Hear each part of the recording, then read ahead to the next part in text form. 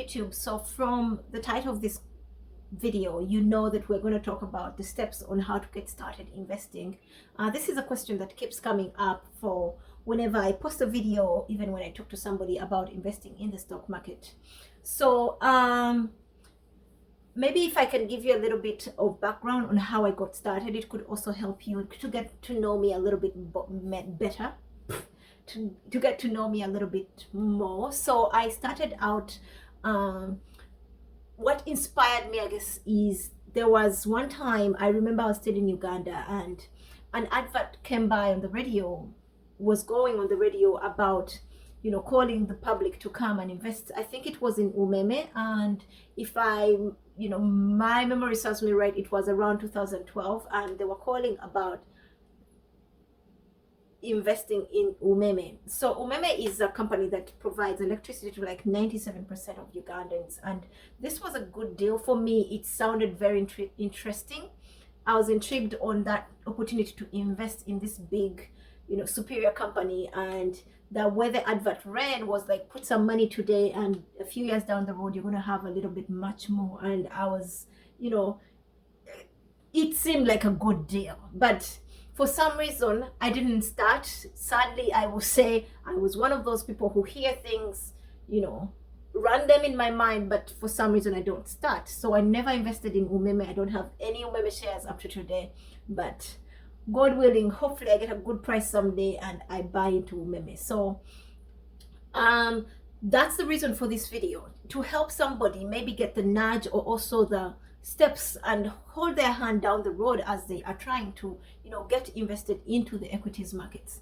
It sometimes comes at sometimes we get stuck in analysis paralysis, or lack of somebody giving you information on exactly how to start, or even seeing somebody else do it, or having people in your circles who have done this and have stories to tell you. So by the end of this video, you should be able to know exactly which steps to take, what steps I took. I started this sometime in 2017, and these are the exact steps that I took to get started in the investment world. Specifically on this channel, we're going to talk about investing in the stock market.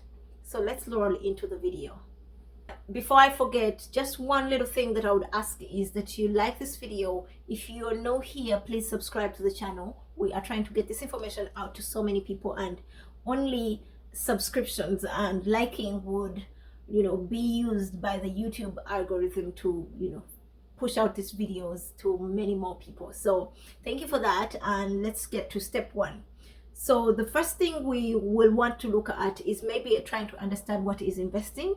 And investing, simply put, would be a way of potentially increasing the amount of money you have. So you put it in something with the intentions of seeing it grow. So it could be investing in real estate, investing in retail, investing in yourself, going to school, investing in the stock market like we're talking about today. There's a bunch of avenues you can invest in, but the sole goal of everything, or all actions in the light of investment, is to make more money from what you're starting with. So when we are talking about investing in the stock market, what are we investing in? We are investing in companies, everyday companies that we work with, that we interact with, that we use at home, at work, on the way to work, cars, computers and phones, meals, airlines, hotels. Every company that you see, or everything that you see around you in your house, has a company that is publicly traded somehow in some country, or even on international markets. So the thing to note here is that we are not investing in something that is out of this world. It is everyday companies that we see. Companies like Facebook, we use them every day. Google, where YouTube this channel is, Amazon, Alibaba, Snapchat, anything and everything these days is publicly traded. So what happens is, when companies are starting out, they start out really small. They start out really small and they want to grow over time. So what they do is either to sell shares to some few investors who privately will come out to, entrust their money in this company or this startup, or they go and borrow. So this money can only go so far.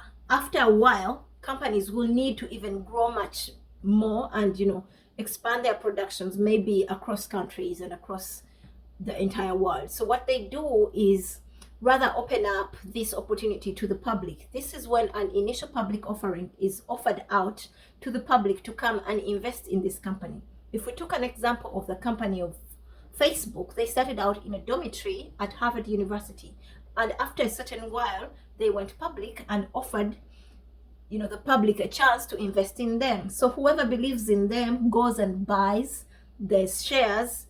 This helps the company to get the capital that it needs to expand its operations, but also the public gains by getting invested in a company that is rather now increasing in its value, because if they've expanded their productions, it means they're much more valuable. And that buying of shares and selling of them is done at, now I'm bringing in a new concept, at the stock market. The stock market is where all companies, in this case the stocks, are traded. It's where the buying and selling happens.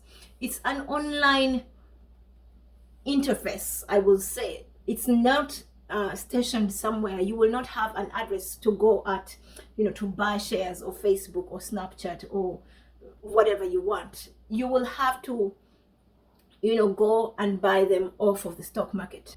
But the stock market doesn't deal with day-to-day people like me and you, because we don't have that much money, So what they deal with, how we get a chance to participate in that trade, is going through a broker, and the brokers do give us platforms from which to trade the companies that we desire. So for people in the US, there's a lot of brokers. There's TD Ameritrade, there's TD Ameritrade, there's Robinhood, there's Webull, there's Tastyworks, there's TradeStation, there's M1 Finance. There's quite a lot. So you just have to be able to go and find which one works for you. Personally, I have an account with TD Ameritrade because that's where I do my active day-to-day trading, and I also have one with Fidelity and that's where I put my long-term investments. I have an account with Robinhood. That account started out really small. I actually forgot about it, but it has really grown up so much, and my money's also there. A little bit of it, that's just play money. I also have an account with Webull, but you will see that the more you get into it, you will get to taste the different brokerage and try to understand who works for you, who works better than the other. In the link below, there's a link for Webull. They give you a chance to win 4 free stocks if you can, fund your account with $100 just to start off. They will give you 4 free stocks. Basically, that is free money. I think that's a good deal for someone starting out. There's also a link for Robinhood. You can use that to sign up and get a chance to win 2 stocks when you fund your account. But that's basically it. You begin investing, you invest with the stock market, but you get linked to the stock market through a brokerage account. And what you are buying are shares of companies that you see every day. So for questions of when should I get started investing, the point I'll tell you is to get started investing right now, because there's the thing of time and compounding that works for you when you begin much earlier. If I remember, I'm going to put a video here about compound interest. It does explain the concept of time in the stock market investment world, but also investing in anything. When you take some, good time in anything, you will see that your growth will begin to become much faster as time goes on. So beginning right now is the best advice I could give you. Don't get stuck into trying to get to know all the details. I know sometimes you really want to know everything, but you might get stuck there trying to understand everything, and it's not going to help you.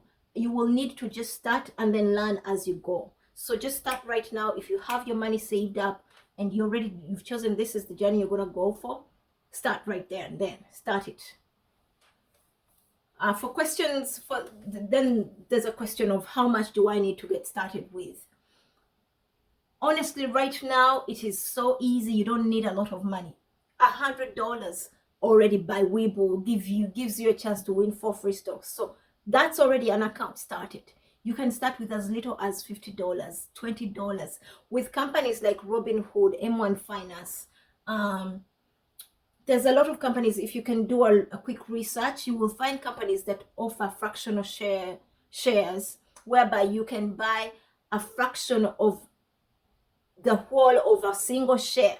So if you had like $20 and the stock was worth $40, they'll give you half of that share worthy of your $20. So you literally don't want to miss out on such opportunities where you can begin to grow your account slowly with whichever money you have. So just start with whichever money you have and begin to grow it. If you can, consistently deposit small amounts of monies into your investment account, you will see it grow over time. I will also put a video here about how to draft out your investment plan. It will explain to you how to easily be putting in money on a monthly basis or weekly basis, just consistently, to grow your account over time. So for people who ask, which ones should I choose? How should I know which company to start with? Should I start with Apple or Amazon or Facebook?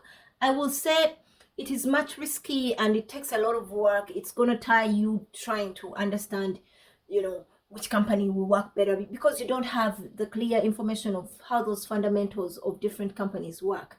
It is much better for you to start off with ETFs and index funds. And ETFs in this case are baskets of companies. These are companies that are picked out individually and put in one basket. And these are usually good performing companies. ETFs offer the chance of diversification, and they will also give you an opportunity to own those single companies that you're trying to own individually. So until you've understood exactly how to pick stocks, I would rather you go for ETFs and index funds. These are much less risky. They move at a good pace, and you can see your monies grow steadily than if you invested in a single company. So the last thing they usually ask, or people usually ask me, is, isn't investing in the stock market risky? And usually what I tell you is, mostly everything in life is risky. Just like entering a car to drive to work is risky, crossing the road is risky. We are encountering a lot of risks on a daily basis. But does that stop us from living our life? No, it doesn't. The reason is we've put up measures that we follow that give us more confidence in trying to approach these things. Firstly, for when you're crossing the road, you have these things of look right, look left, try to observe, and also those who are driving to also be looking out for pedestrians who are trying to cross the road. And that limits a big chunk of accidents. But also observing the speed limit also cuts down on the accidents. But it doesn't mean the accidents don't happen at all. They do happen. But because the stock market usually gets a lot of eyes, and the news do put it out there a lot of times, when there's losses, it begins to take on this name of like, oh, it's just a place where people lose money. But no, people do actually make a lot of money. If you can get in and begin to practice and draw out clear plans on how to manage your risk, you will see yourself profitable after a given period of nowhere to say that there's no risk at all. There is risk, just like everything in life, but you just have to be adopting to specific behaviors to avoid these risks.